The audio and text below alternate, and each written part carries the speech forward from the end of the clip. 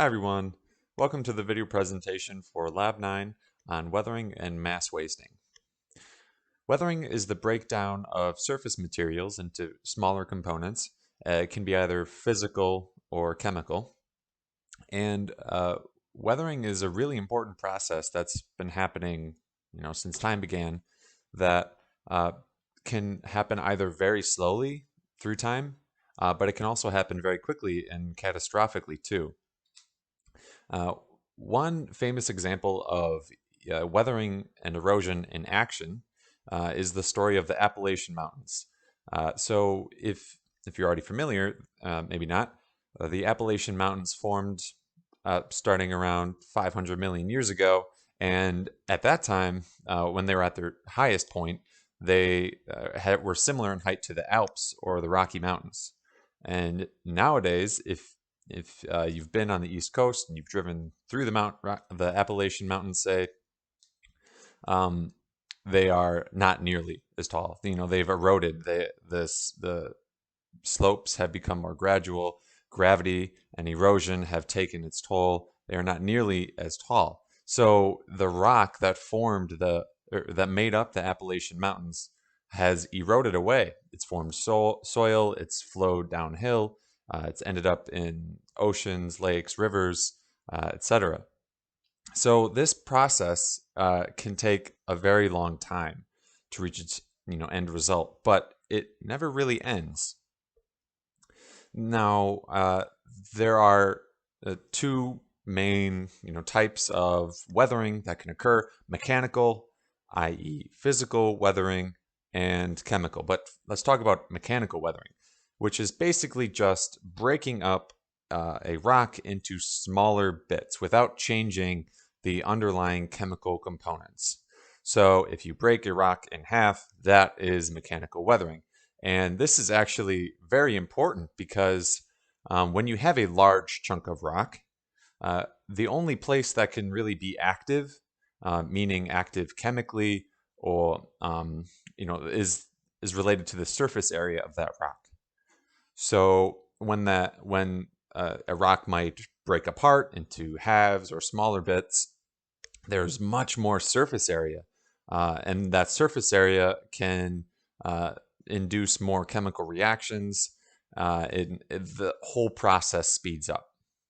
So mechanical weathering, how does that occur? Well, it could happen due to freeze and thaw cycles. If there are already some sort of fractures in the rock, water might seep down as it does, and if it freezes, water expands and could break rocks apart that way. It's very common. Rocks can or weathering, physical weathering can occur also just due to gravity as slopes become more and more unstable. Say if stuff is eroded from the bottom, a slope might gradually over time become more steep to a point where it becomes unstable and gravity would just pull rocks away. Roots from plants are also good at mechanical weathering. They can force their way through cracks and fissures and basically break rocks apart that way. So this can occur a lot of different ways. It's, I would say, pretty straightforward. Mechanical weathering is breaking rocks apart into smaller bits without changing them chemically. So chemical weathering, as you might expect, is actually a chemical reaction taking place. The most famous example is, of course, from water on acting as an acid onto rocks such as limestone. As water moves through or it sits in one underground cavity in a rock, it might be slightly acidic, especially when we have acid rain phenomena that work chemically on the rock to break it down. Oxygen and different temperatures can also play a role on the rate of chemical weathering.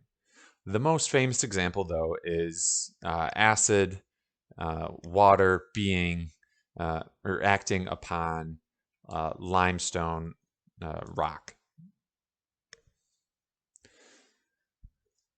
Now, related to this are sinkholes. Sinkholes can happen, very quickly in the matter of hours or days, or they can develop over years or even decades.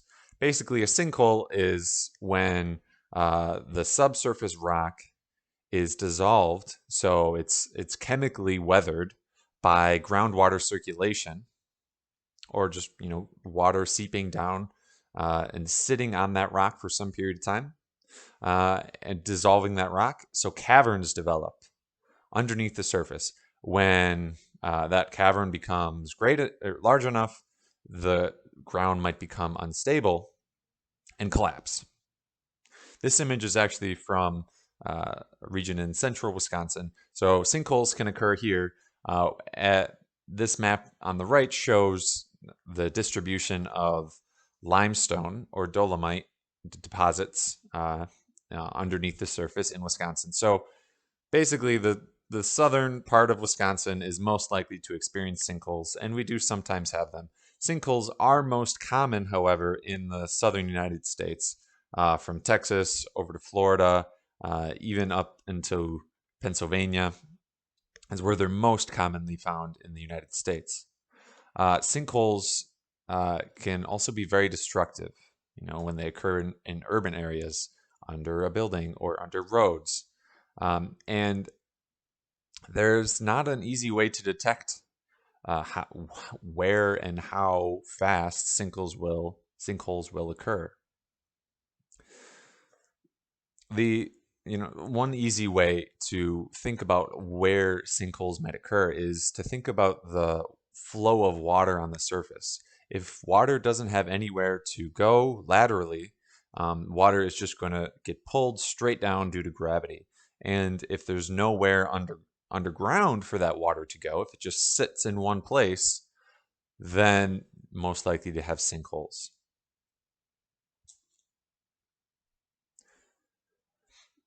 Weathering, is a highly complex process that it's easy to break apart into the broad concepts like physical versus chemical weathering, but in reality they occur at the same time, but at different rates based on location, temperature, climate, so many things.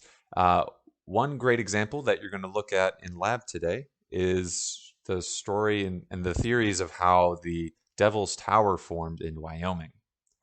This is related to differential weathering, meaning the rock that used to be around the Devil's Tower, the land level was much higher at one point, eroded away because it was sedimentary rock, it was softer, more easily weathered. So that eroded away, but it left this magma column that is now exposed, which is the Devil's Tower. So you're going to look at a few theories of how exactly this formed.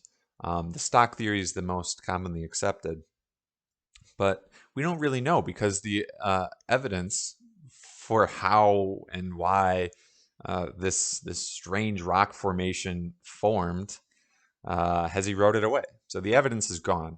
But some of the best theories out there you're going to look at today in lab, and this will help you understand that differential weathering, it shapes the surface of the land. This is why we have this shape of the land that we do. Now, shifting gears somewhat, weathering can occur from water. It can occur from glaciers, waves, but also wind, especially when wind picks up particles which might act like a sandblaster to erode the surface that they hit. So as the wind blows very strongly and it has airborne particles in it, as that hits rock or the ground, it's going to erode faster. So this is physical weathering. But aeolian forces, or wind forces, are very important, and they're they're so unique that we're going to actually look at some of the phenomena related to them in lab. So don't worry so much about these terms here: creeping, saltation, suspension. This is just to help you wrap your head around that, like very small particles of sand or dust. If they're the right size, they might get picked up in the air. And this happens at such a massive scale on the Earth that it's worth mentioning here that the Saharan sands, especially around the Lake Chad region, which just in recent history, Lake Chad was much larger and it was a very lush freshwater lake, but over time has shrunk considerably. And now all of this former lake bed is very light. It's getting picked up by the strong winds that are in the Sahara, so much so that it goes up into the higher levels of the troposphere. And eventually, some of it gets circulated all the way over to the Amazon rainforest in South America. Some of it falls in the Pacific Ocean, of course. And this is actually fertilizer for the ocean and the Amazon. This this was formerly lake beds, so there's lots of nutrients locked up in this dust that gets picked up by aeolian forces, especially phosphorus, which is used by plants and algae and phytoplankton in the oceans as fertilizer. So these wind forces, are also highly complex and worth mentioning that here. It's a very, very really cool phenomena that scientists have only really discovered in the last few decades with the help of satellite remote sensing and new sensors. Now, sand dunes are a really cool thing to look at, how they form. That's what we're going to do in lab today. Not all sand dunes are the same. I'm going to turn the volume down here. Not all sand dunes are the same shape. And that is mostly related to which way the wind blows most of the time. So if wind is always going in the same direction, you're going to get one type of sand dune forming. Or if, at this one location, if wind could go any direction, you're going to have a different type of sand dune forming. So the shape of the dunes can tell you which way the wind normally blows. And just like to reiterate, windward and leeward are terms that basically just mean if you're on the windward side, that would be on the side toward where the wind is coming from. So you're going to get hit by the most wind, versus lee side. That would be like if you're in the shelter from the wind. So if you're blocked. So sand gets picked up and it goes over the windward side. And as it goes over the crest, like shown in this video in the beginning, right here, this lee side has less wind speed, so some of those particles fall. So material gets deposited on the lee side. So just be thinking about windward versus leeward side as we're talking about dune formation. Now, here are some examples of different types of sand dune shapes that we might see on the Earth. These could form all over the place. We're going to be looking at a few examples in Google Earth from deserts or the White Sand Dunes National Park in Colorado, which you can see some of these shapes. The most common one is Barken Dunes in the top left. These are crescent-shaped dunes, so they have two tails, basically two pointy ends, and one rounded, curvy side. The direction of the wind points with the two pointy ends of the dune. So this is a crescent-shaped dune, these Barken dunes. And they are very common. You're going to see them all over the place. If you scroll around the areas in Google Earth, you will see lots and lots of these Barken dunes. There might also be transverse dunes. Um, and over time, dunes shift around and they might morph into one shape for one period of time and then back to the other. So sand dunes are very dynamic. They don't stay the same. Um, and they can also morph into each other. Now, in the bottom right, this is a great example, star dunes, of how wind coming from different directions on different days or at different hours can have a very different formation than Barken dunes. This might not be due to like the size of particles so much, more so due to which way the wind typically blows. There are all other kinds too, linear, parabolic, but those are less common and we're not going to look at them in lab. So here it is again, the Barken dunes in greater detail. Uh, that there's some math involved and what the typical slope would be on the lee side, um, but we're not going to have to worry too much about that. Mass wasting. I want to get to this so we have some time. Mass wasting is basically when rocks or soil or the surface, the surface material suddenly would fall down or it can catastrophically fail. Slopes fail, meaning if a slope is so great and based on the amount of water or air, the physical properties of that stuff that makes up the slope makes it so that it becomes unstable, then gravity wants to pull it down. There can be, and there are different types that this could be classified into. So there's going to be some vocabulary you need to remember. Starting with the slowest rate, the least catastrophic is just soil creep. This happens, you'll see this anytime that there is a slope with soil over time. The soil is going to creep downhill. This is very common. You'll see it pretty much everywhere you go. With the steeper the slope, the faster that this is going to occur. This doesn't often occur catastrophically, however. This just is more of a gradual kind of thing, where the surface soil or dirt, rock would move faster than the stuff underneath, so it sort of gives a creeping downhill effect. If there are trees or power line poles or telephone poles or something on that slope, sometimes you'll see them start to creep downward. This is indicative of the actual soil and substrate itself in the ground creeping downhill.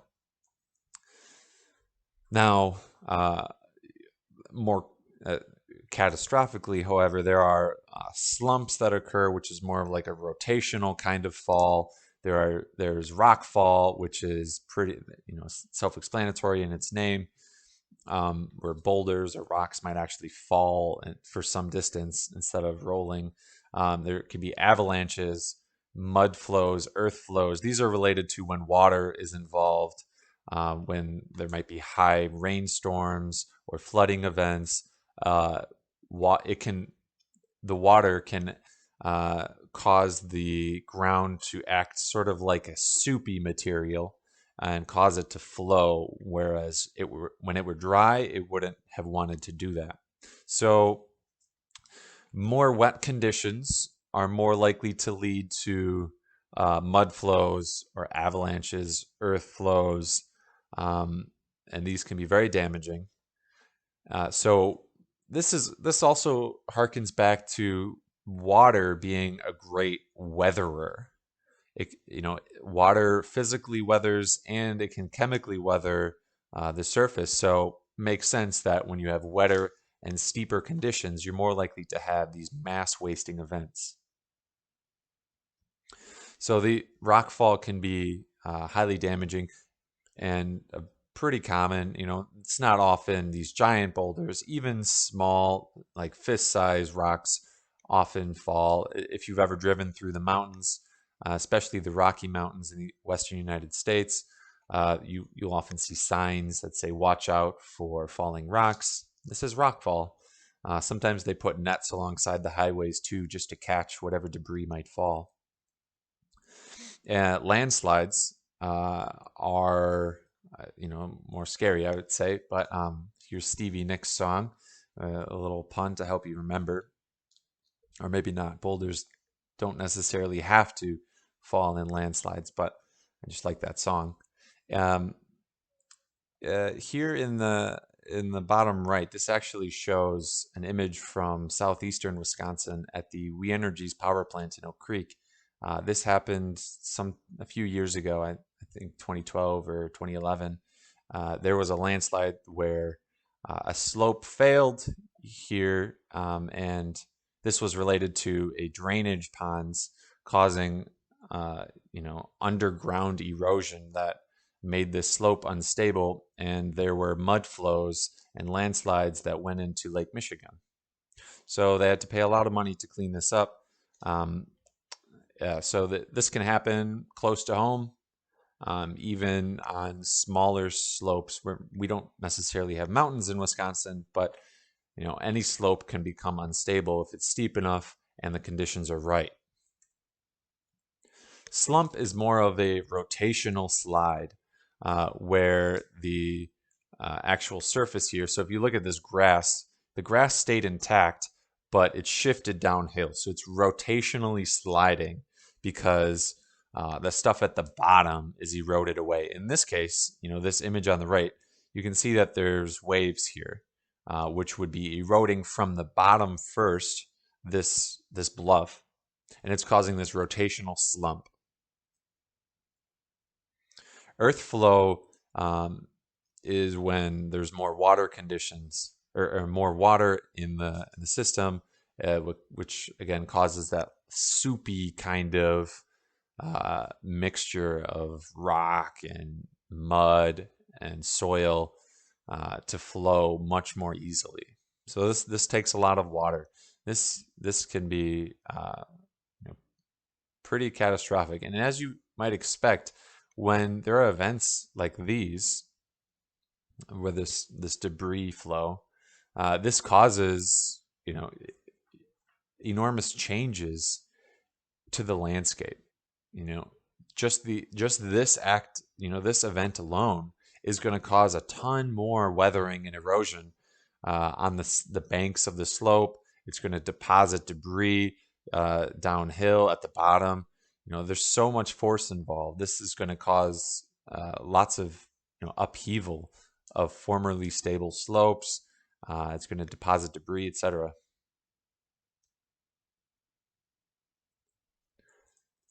So these are big changes to the landscape that can occur, and this has been happening for eons and will continue to happen.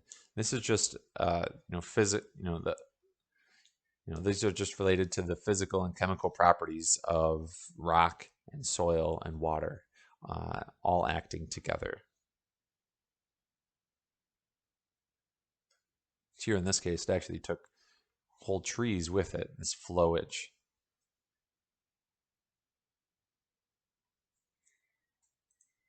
So there are a lot more videos online that you could look at if you want to see examples.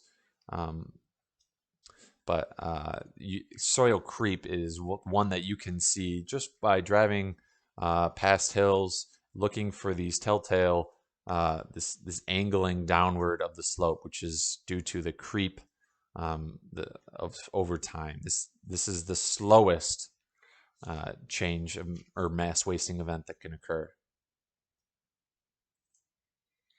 Now, I mentioned that one example of a landslide in southeastern Wisconsin, but generally most of the catastrophic events, mass wasting events, occur when there are mountains, in mountain ranges such as the Appalachians, Rockies, Sierra Nevadas, Cascades. Makes sense. There's more slopes there. There's more instability.